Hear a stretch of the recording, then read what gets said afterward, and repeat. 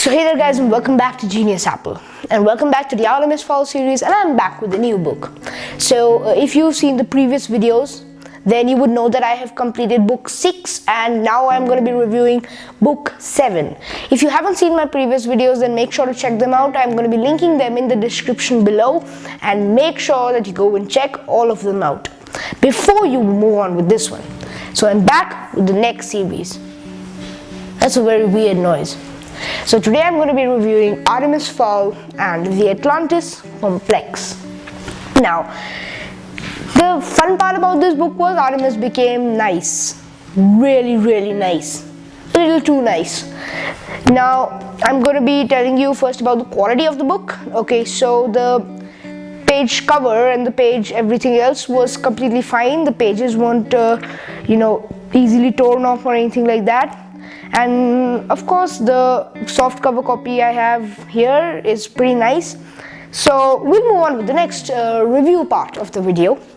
Now, in this book, Artemis Fowl has organized a big scheme which is going to help save the planet.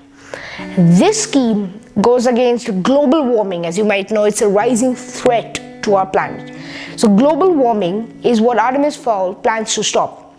Now, he knows that global warming is melting the polar ice caps, and so that's where he wanted to go. He went to Iceland and called a conference of the fairy folk, the people of heaven, the fairy. If you haven't seen my previous videos, you won't really know, and if you read the books, you'd probably know. So Captain Hollyshot, Commander Vinyana, and everybody is there listening to Artemis' speech. Now, Artemis wants to save the planet, and he wants to prevent global warming through a specific method. So first of all, Artemis and Foley, they engage in a spar of words, and then Foley, settles down after people throw him lots of murderous looks. Now, Artemis, he starts explaining things using V-gloves, which create holographic images so that he can explain his wordings better through image form.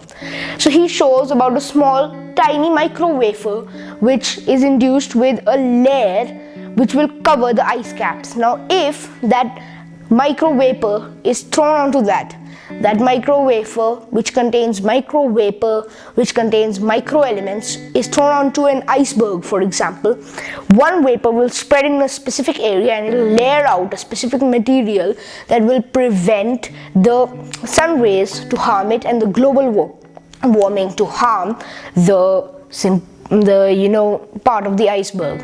Now, many people had doubts that how Artemis was going to pull this off. He showed them that his micro wafers look exactly like snowflakes. So when he concentrates the vapor and shoots it towards the clouds, when it starts snowing, the clouds will throw out those micro wafers and they'll get settled on top of the icebergs, which is going to prevent the global warming. A perfect scheme, a perfect project, and a perfect result. Now, who could deny listening to that? Now, Artemis showed them. Everyone wanted a practical demonstration.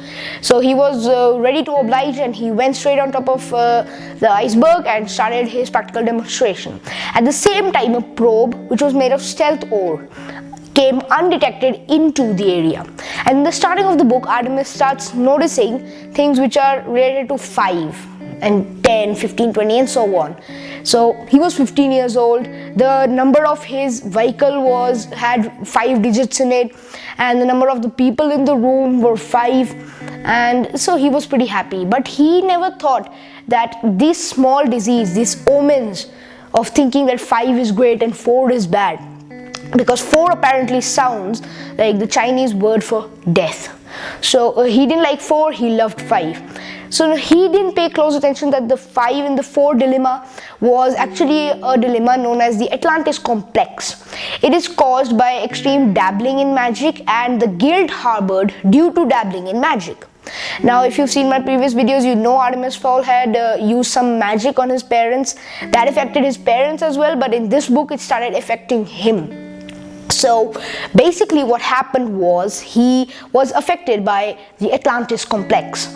Basically, the Atlantis Complex is a personality disorder which will alter your brain and make you paranoid, first of all, and after that your personality will change completely to the exact opposite of what you were before the complex took its place. So Artemis developed an identity called Orion Fowl.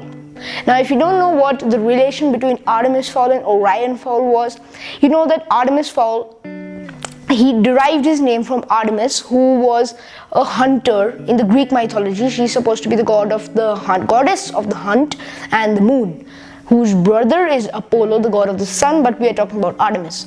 So Artemis was the goddess of the hunt, and her mortal enemy was Orion. And Orion was a giant who was killed by Artemis by sending a scorpion after him. So Orion was killed. So basically that puts them on two opposite fronts. So Artemis and Orion were mortal enemies. So basically Artemis Fowl took the identity of Orion Fowl. Now Orion Fowl, he was a bit of a sappy person. He used to talk in like, he was an ancient knight or something, and he used to use weird language and weird words which nobody used to understand. And worst of all, he started calling Folly a goodly beast, and nobody liked that. And he started being too affectionate towards Holly, listening to whatever she would say, and Holly found that creepy. Inside Artemis Fowl's head, which is actually Orion Fowl's head now, but his head, Artemis Fowl is stuck inside his own head, and Orion Fowl is controlling his body. So Artemis Fowl is pretty distressed, and he cannot get out of his head because Orion is right now in control of his mind. So Artemis, he is stuck inside his head, and he's trying to formulate a plan. At the same time, the probe which destroyed the iceberg and made Artemis paranoid and changed his identity to Orion, that same probe was heading towards the Atlantis prison, which is underwater.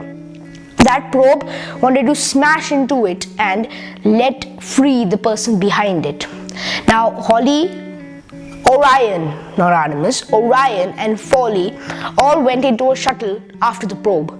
When they went after the probe, they discovered that the probe was being controlled, but not manually. It was being controlled wirelessly from very, very far away. They didn't know who was behind it, and Artemis, he had pretty much lied to Butler, because I told you the first stage of the Atlantis Complex is paranoia. So he lied to Butler to get Butler out of the way, because he was paranoid. Due to that, he did not trust Butler enough to take him along onto the mission. So Butler found Artemis, and Butler was very angry because Butler's and Juliet's life was risked in battling a group of mesmerized people and wrestling fans. Oh, that was a an epic event and match. So Artemis Fowl, he is now confronting Butler. He was against Butler at that time, so he told Butler to go away.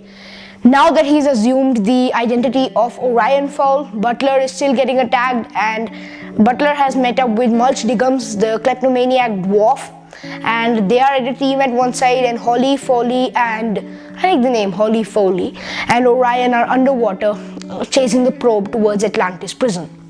So now the probe manages to smash into the Atlantis prison, and Artemis gets shocked on his neck and he regains his identity. But that's not the end of the Atlantis Complex. So he's still stuck. He still is affected by the omens of number 5 and the number 4, which is supposed to be of death.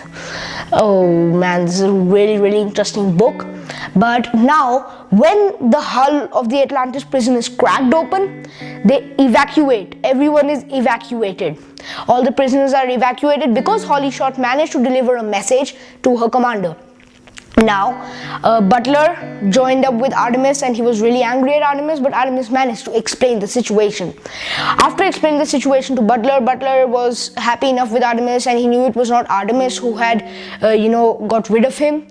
And then the result of who was behind the entire attack, who had orchestrated the operation, it was not Opal Cowboy, who had orchestrated the entire operation, was revealed. And we're going to learn about that in part 2 of this video. So guys, thank you for watching part 1, and I'm going to see you guys next time.